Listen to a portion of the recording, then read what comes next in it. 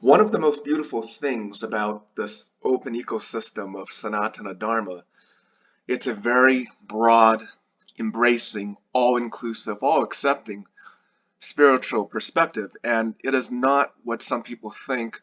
For example, this popular conception originating in the Western Hemisphere of the New Age spiritualities from 1970s and 1960s, 70s, or whatnot.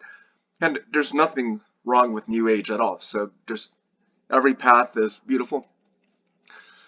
But here's the key element. So with Sanatana Dharma, the problem is that you cannot use regular terminology, the etymology of basically of a vulgar binary logic, because nothing really encapsulates it. Because, so for example, if you use the word Hinduism, historically, that gives the conception it's another, basically here, it gives this idea that it's this monolithic organized religion with its rigid set of orthodoxies. For example, terminology doesn't do it justice. For example, if you say Hinduism, this is Hinduism, this is Islam, this is Christianity, this is Buddhism, it gives the impression that it's a siloed monolith encapsulated within just a word.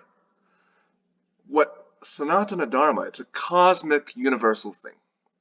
It breaks the bounds of all the etymology. It's not trapped into any one rigid orthodoxy. So in a sense, it's almost like a Taoist contradictory logic.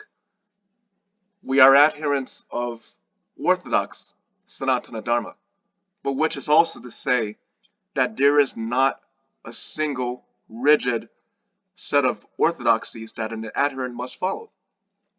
And this declares your individual sovereignty as a free-thinking being with your own unique nature, the Svabhava.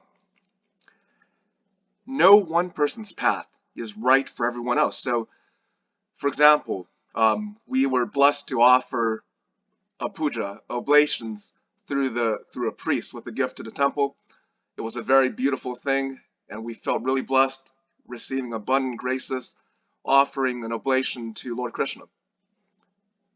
But so if for example, if an adherent goes to, depending on the group, the tradition, think about it like this. So in a way, you can think about Sanatana Dharma as a broad sphere encapsulating many traditions, almost like faith traditions within an overarching cosmic universal framework.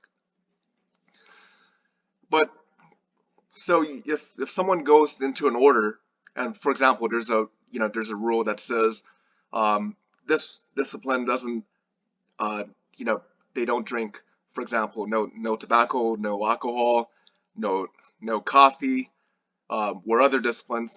And if that's disagreeable to you, you can always follow your own path. So, for example, for someone's path, maybe perhaps it's a more of a contemplative, meditative.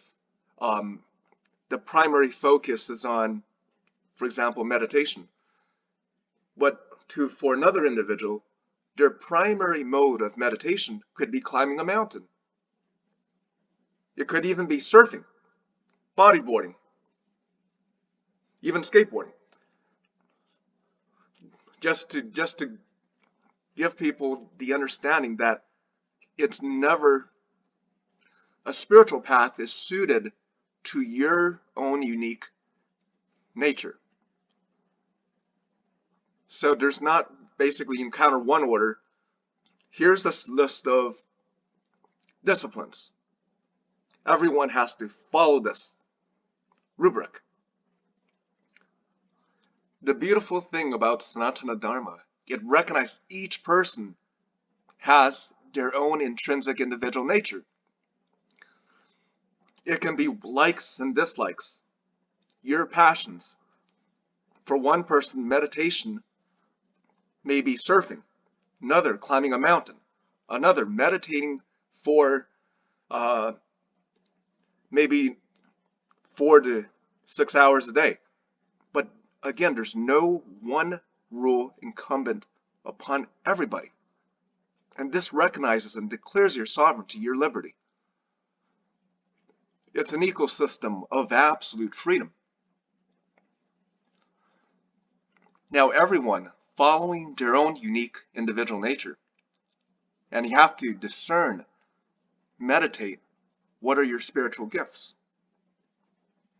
And adhering and developing your spiritual gifts, pursuing meditation, pursuing integration through your own way. All persons pursuing integration through their spiritual gifts, through the unique individual nature and the blessings that God has bestowed upon them, they can pursue integration and achieve liberation or moksha, escaping the cycle of samsara, strife. So the core message, again, one term, etymology of a word, just doesn't do it justice. It's hard to explain in words that Sanatana Dharma, it's a cosmic order. The laws of God, what the Bhagavad Gita describes, and our message is, read it for yourself. You don't need us.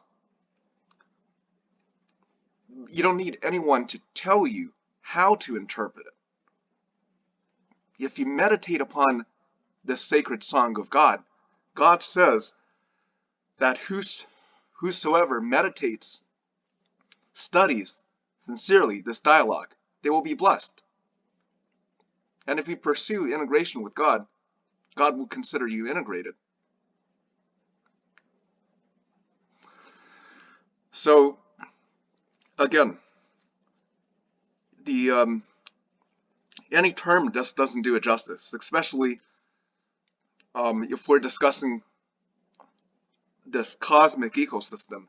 So again, if we say the word, basically, if you say this is Christianity, this is Hinduism, this is, so and so, it doesn't do it justice, because once you cannot put something cosmic and universal into a siloed word, if that makes any sense. So the Bhagavad Gita is an invitation to discover the beautiful message of God without any preconceived conditions, in perfect liberty, freedom, and agency of the person, your sovereignty as a free-thinking, sovereign spiritual being.